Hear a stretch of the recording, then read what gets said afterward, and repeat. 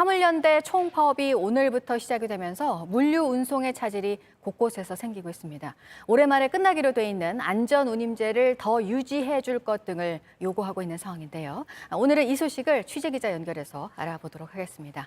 서유정 기자, 물류 대란에 대한 우려가 있습니다. 오늘 파업 첫날인데 여파가 어느 정도인가요?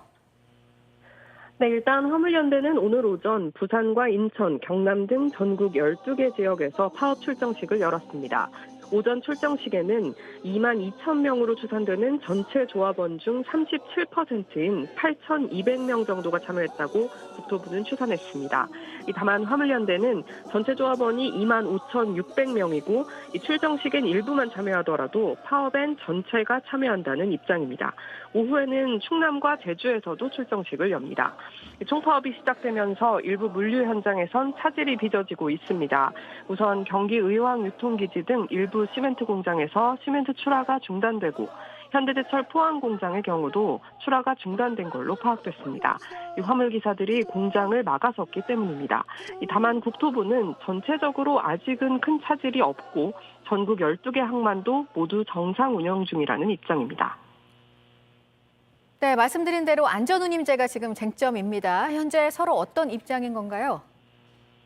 네, 안전운임제는 화물기사들에게 적정 수준의 임금을 보장해 과로와 과적, 과속 등을 방지한다는 취지로 도입된 겁니다. 이 화물기사들은 무역협회나 철강협회 등에 소속된 회사, 즉 화주에게서 화물을 나르는 일을 받는데 이 안전운임보다 낮은 운임을 지급하는 화주에게는 과태료를 부과하게 돼 있었습니다. 이 제도가 올해까지 3년간 시행된 뒤 폐지될 예정이었는데 이를 폐지하지 말라는 게 이 화물기사들의 입장입니다.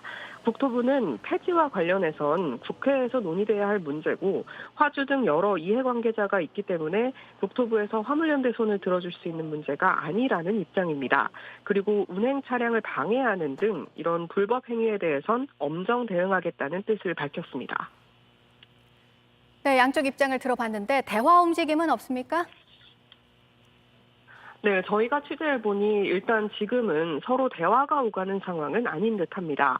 국토부 관계자는 지난 2일에 만난 이후 지금은 소강 상태라고 밝혔습니다. 화물연대 측은 국토부가 중재자로서 테이블을 만들어야 하는데 이런 역할을 하지 않고 있다는 입장이고 국토부 역시 만나자고 하면 오늘이라도 만날 자세가 돼 있다면서도 이런 집단 운송 거부 형태보다는 TF 참여라든지 이런 형식으로 대화에 나서길 바란다는 뜻을 전했습니다. 지금까지 보도국에서 전해드렸습니다.